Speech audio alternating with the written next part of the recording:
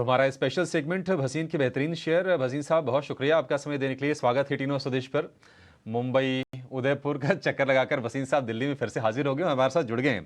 भसीन साहब, बताइए, कोई अपडेट है तो वो बताइए, और बाजार पर आपका क्या व्यू बन रहा है? हाँ, गुड मॉर्निंग अभिषेक जी, आपको भी, सृष्टि को और डिम्पी को भी। तो शनिवार सुबह 5:30 से 6 सिद्धि विनायक की आरती की, कल सुबह 5 बजे मंगला आरती की जी, श्रीनाथ जी की, और आज आ गए दिल्ली वापिस आपके साथ जुड़ने। तो यही क्या हाथ बात जोड़े है। हैं कि जी बाजार अच्छा रखिए, इन्वेस्टरों की खुशहाली रखिए और देश को तरक्की दीजिए, और ईटी नाउ स्वदेश को और कामयाबी दीजिए। तो ये तो हमारी हम्बल रिक्वेस्ट होती है। शेयर मार्केट से जुड़ा आदमी यही कहेगा कि सबके पैसे बने।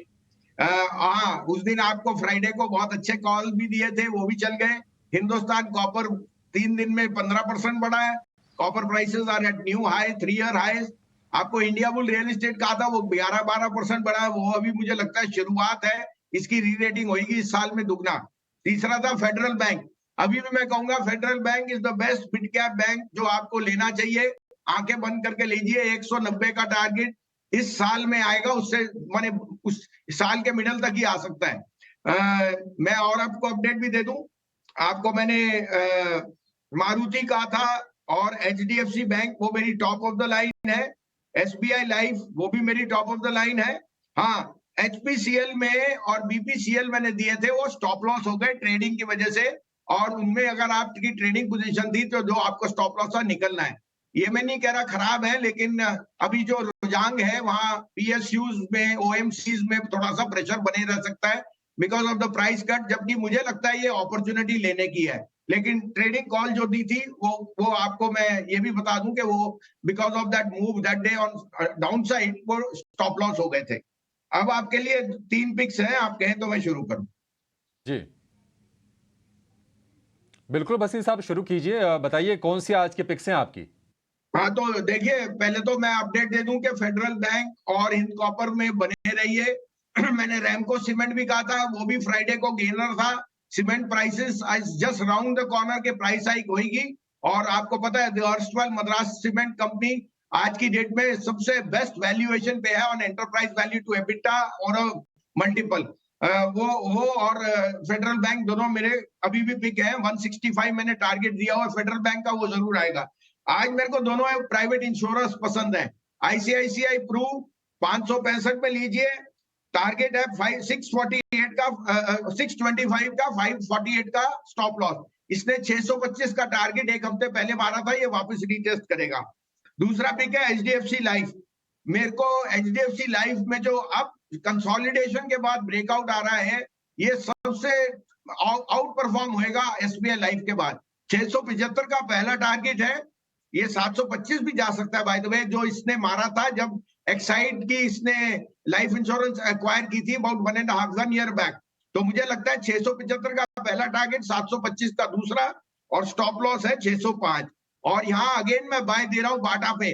आज फिर कंज्यूमर स्टॉक्स पे बाय रिपोर्ट्स आ रही हैं। बाटा यहाँ आउट परफॉर्म करेगा। जैसे ही आप देखेंगे the chappal move from Campus to Bata, और जो जूते हैं उनमें तो आपको वेयर एंड टेयर आ रहा है। As a brand, as a contract manufacturer, Bata will reign supreme.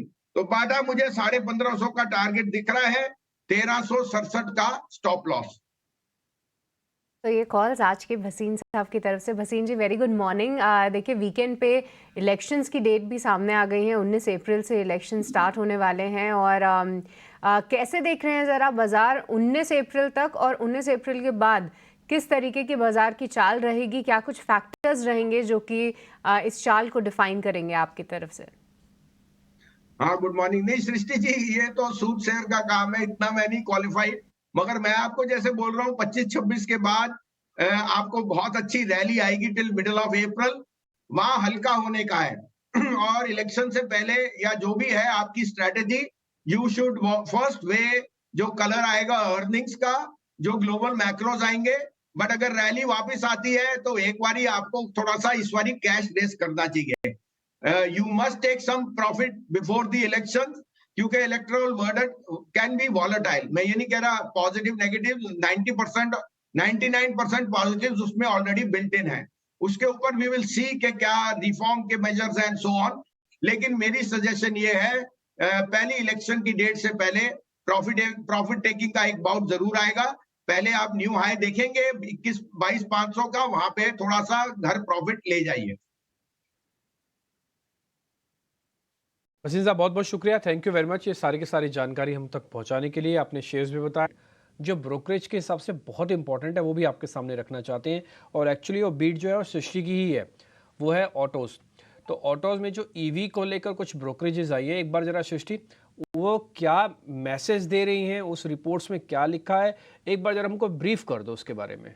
जी हाँ डिम्पी, शुक्रवार को एक काफ़ी अहम पॉलिसी गवर्नमेंट ने अनाउंस की थी इलेक्ट्रिक व्हीकल्स को लेके, जहाँ पे उनका कहना था कि जितने भी ग्लोबल ईवी मैन्युफैक्चरर्स हैं जिसमें कि टेस्ला जैसे नाम आते हैं, उनका स्वागत है इंडिया में। पर वो स्वागत सरकार तब करेगी जब आप इंडिया में करीब 4,150 करोड़ का निवेश करेंगे इस 3 सालों में अप्रूवल मिलने के बाद, और साथ ही साथ आपको लोकलाइजेशन पे भी काफ़ी यहाँ पे फोकस करना होगा, उसके भी टारगेट सामने रखे। साथ ही साथ उनका ये भी कहना है कि ये सब तो ठीक है, पर आपको जो कस्टम ड्यूटी की आपकी चिंता थी, 70 से 100% की इंपोर्ट कस्टम ड्यूटी लगती थी, वहां पे हम आपको रियायत देंगे, 15% कर देंगे। तो ये पूरी बड़ी पॉलिसी का जो उद्देश्य माना जा रहा है वो टेस्ला और विनफास्ट जैसी कंपनीज, BYD जैसी कंपनीज का इंडिया में स्वागत करने के लिए किया जा रहा है। और इसी पे कई सारे ब्रोकरेजेस रिपोर्ट लेकर आए हैं, जहां पे सबका यही कहना है कि M&M और टाटा मोटर्स, जिनकी फिलहाल ईवी गाड़ियां जो हैं मार्केट में उपलब्ध हैं, उनको लेके थोड़ा सा थ्रेट जरूर हो सकता है। नियर टर्म इम्पैक्ट जो है वो फिलहाल नहीं देख रहे हैं, पर हाँ लॉन्ग टर्म में कंपटीशन के लिए तैयार हो जाइए। एक एक करके बता दे तो देखिए, इलारा का कहना है कि कंपटीशन तो बढ़ेगा, पर जो ईवी का मल्टीपल वो लोग इंजॉय करते थे, क्योंकि टाटा मोटर्स लीडर था तो उसको वहां पे काफ़ी वैल्यूएशन का एक सपोर्ट मिलता था, क्योंकि वो लीडर था ईवी में, तो वो थोड़ा सा शायद श्रिंक हो जाए। पर क्योंकि लोकलाइजेशन के टारगेट्स यहाँ पे काफ़ी अहम बताए जा रहे हैं, तो साथ ही साथ जो ऑटो एंसिलरीज हैं उन पे भी नज़र रखिए। इलारा ने 2 नाम हाईलाइट किए हैं, संवर्धना मदरसन और साथ ही सोना BLW, क्योंकि ग्लोबल मार्केट में जब टाइप्स की बात आती है तो दोनों ही कंपनीज के बेहतरीन टाइप्स हैं।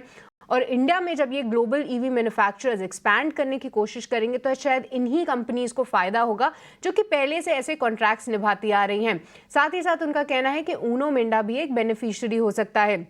वहीं मैक्वेरी का कहना है कि यहाँ थ्रेट तो ज़रूर है, टाटा मोटर्स में आने वाले 12 से 18 महीने में कोई चिंता नहीं है, पर M&M किस तरीके की प्राइसिंग डिसाइड करता है वो काफ़ी अहम होगा, क्योंकि जितनी भी ये इंपोर्ट ड्यूटी पे रियायत दी जाएगी वो 28 लाख से जो ज़्यादा की गाड़ियाँ इंपोर्ट होती हैं उस पे दी जाएगी। तो M&M की प्राइसिंग काफ़ी इंपॉर्टेंट रहेगी देखना।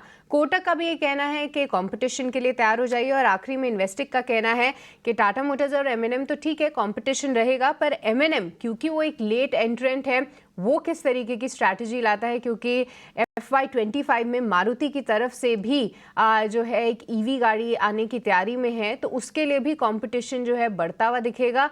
तो सभी का मानना है कि कंपटीशन के लिए तैयार हो जाइए, वहां पे थोड़ी दिक्कतें रह सकती हैं, पर ऑटो एंसिलरी स्टॉक्स पे भी आप नज़र रखिए। तो ये थी ब्रोकरेजेस की रिपोर्ट पूरी ईवी स्पेस पे। पर अब हमारे एक्सपर्ट्स से भी समझते हैं कि उनका क्या नज़रिया है और कोई ऐसे स्टॉक्स हैं जो कि उनके रडार पे हैं। और हमारे साथ अब गौरांग शाह भी जुड़ चुके हैं। Gaurang, very good morning. सबसे पहले आपसे इसी पे राय जानना चाहेंगे। देखिए, टाटा मोटर्स और M&M ज़बरदस्त एक तेज़ी तो हम देख चुके हैं, पर क्या नए निवेशकों को अभी भी वो उत्साह बनाए रखना चाहिए दोनों कंपनीज में? और ऑटो एंसिलरीज के लिए कितनी बड़ी खबर है, और कोई स्टॉक जो कि आपको सबसे ज़्यादा पसंद आता हो? धन्यवाद सृष्टि, आपका और आप सभी को शुभ प्रभात हमारे तरफ से। ये पहली बार नहीं है कि कोई विदेशी नाम बड़ा हमारे भारतवर्ष में आ रहा है और उत्पादन क्षमता लगा रहा है। इसके पहले आपको याद होगा काफी सारी कंपनियां आ चुकी, कुछ कंपनियां बंद होकर अपना बोरिया बिस्तरा बांध करके वापस चले गए अपने गांव। उदाहरण के तौर पर हाल ही में जो फोर्ड का मामला हुआ था, उसके पहले शेवरोले जैसी गाड़ी आई थी, उसके पहले कई सारे नाम आए थे। तो प्रतिस्पर्धा आती है तो उपभोक्ताओं को फायदा होता है, इसमें कोई दो राय नहीं है। और आपके पास अपने पसंदीदा मॉडल्स खरीदने का एक अवसर भी मिलता है। लेकिन ये जरूरी है जानना, और हमारे यहाँ पर देश में पहले एक बात हुआ करती थी कि 1 लीटर पे कितना किलोमीटर चलती है गाड़ी।